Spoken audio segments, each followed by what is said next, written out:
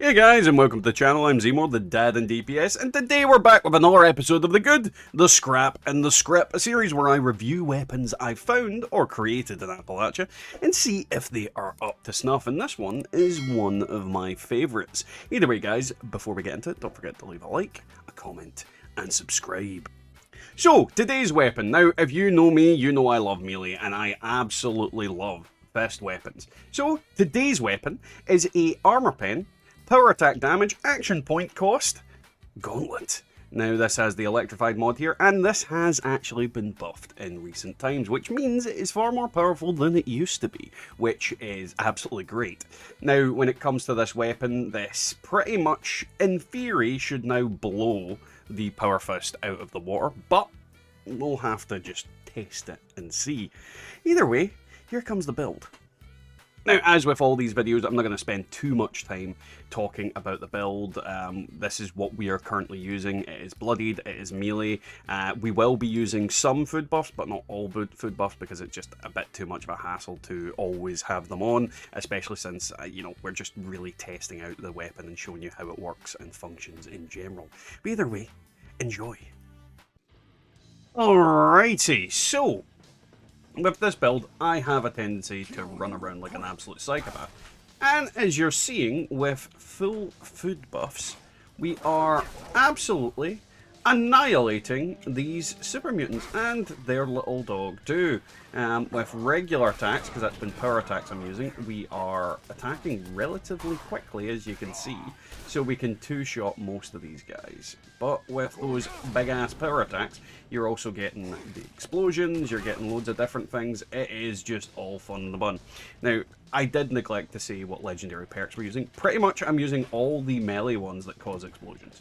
That's the gist of it. If I'm in VATS, I have a chance to cause big bada booms with hack and slash, with exploding palm, and with the one that makes them explode when they die as well. So you're seeing potentially a bunch of different explosions when we kill stuff.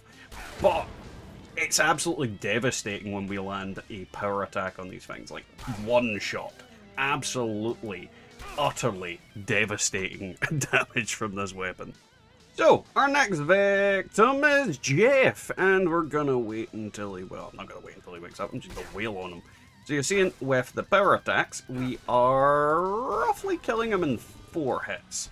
I didn't get any headshots there, so it would probably have been 2 hits if we got the headshots, and you're seeing, he goes down like a big sack of potatoes.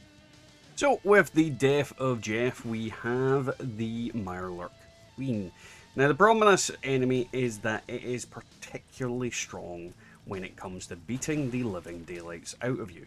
So my suggestion, if you're up against enemies like this, is try and get some stealth hits in first, and try and whittle them down a little bit, to avoid them doing some damage. Now, I could have the stealth perks on, and that would have made her die significantly quicker, but I didn't.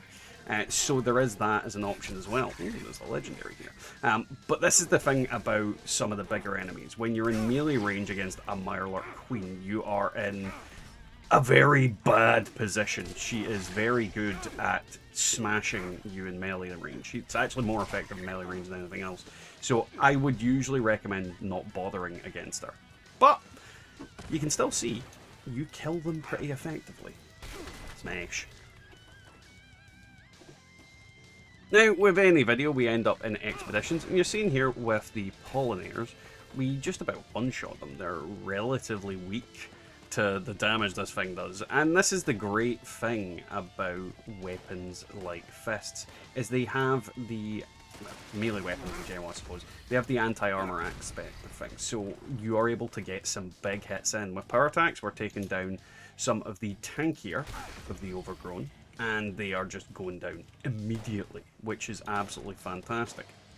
Now, when it comes to the human enemies in here, they fall apart just as easy, or rather easier, because basic attacks just completely demolish them.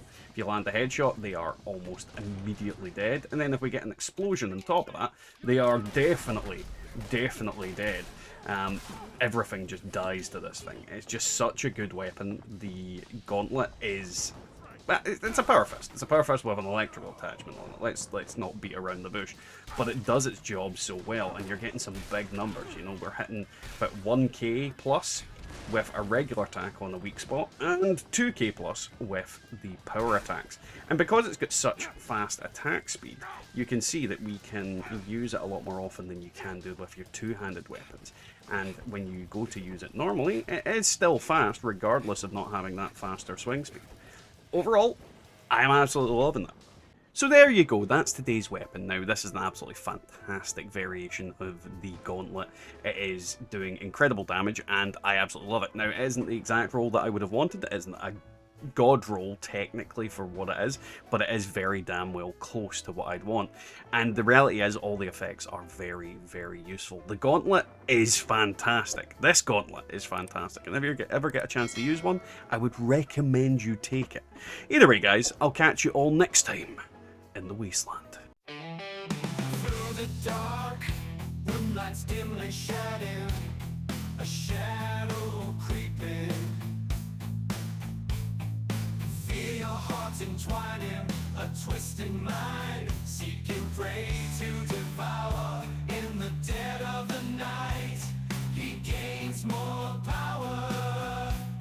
His bloodshot eyes, the fire burning within, a predator lurking ready to commit his sin.